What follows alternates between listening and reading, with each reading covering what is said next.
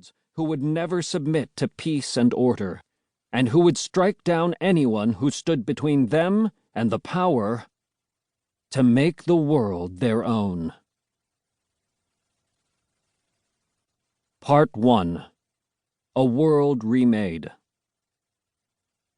The two most important days in your life are the day you are born and the day you find out why.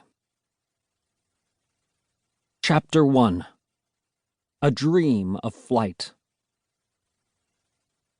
On the morning of his 13th birthday, Diego Ribera glimpsed his future in a dream.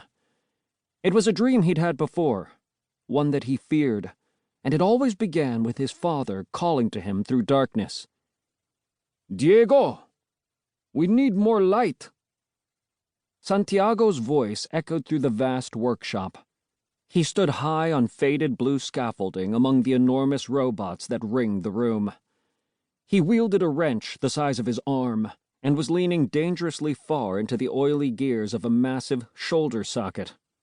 The head, arms, and legs of the robot were spread around the floor in various stages of completion.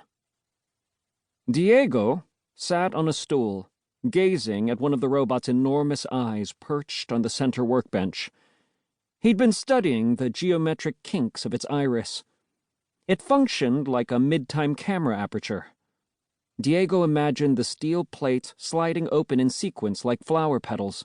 He pictured the tiny pistons firing one by one, how they connected to the steam processors. He seemed to know how these mechanics would work, sensed their purpose. He wondered if this was how it felt to be his father. Everyone in New Chicago called Santiago a genius, the greatest mind of the new age. He was a builder, an inventor, a visionary. Some had even called him a charlatan, claiming that his creations were so ingenious that there must be some kind of trickery or fraud at work. But those people had never seen Santiago when he was engrossed in his work.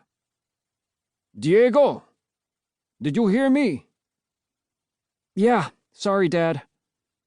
Diego slid off the stool. All at once he was standing at one of the workshop's towering windows, moved without moving. "I'm dreaming," Diego thought, though the awareness was fleeting. The edges of his vision swam in watery darkness. He yanked the heavy curtains aside. Brilliant morning light spilled into the room. "Is that enough?"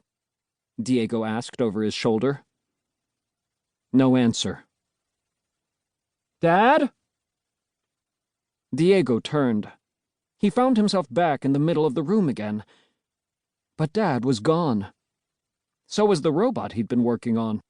And all the others. No scaffolding. The workshop floor empty in all directions. Except for the table where Diego had been sitting. The robot eye had also vanished, but now something far more interesting had appeared in its place, gleaming in the golden sunlight. A gravity board. 5 feet long, made of alder wood, Kevlar, and chrome, and decorated in red and white stripes. The portable steam backpack and navigating gloves lay beside it. Of all his father's wondrous inventions, the gravity boards were Diego's favorite. He and his friend Petey had flown them around the workshop on many occasions, and yet the sight of the board filled him with worry. He'd had this dream before. The board always appeared right after Dad vanished. There was danger here, something he couldn't quite grasp. "Diego." "Dad?" Diego peered into the shadows, but that hadn't sounded like his father. "Who's there?" The disquiet grew in his belly. This may have been a dream, but his fear felt all too real. He spied a silhouette in the dark space between 2 windows. The figure stepped into the morning light. Not his father. Shorter.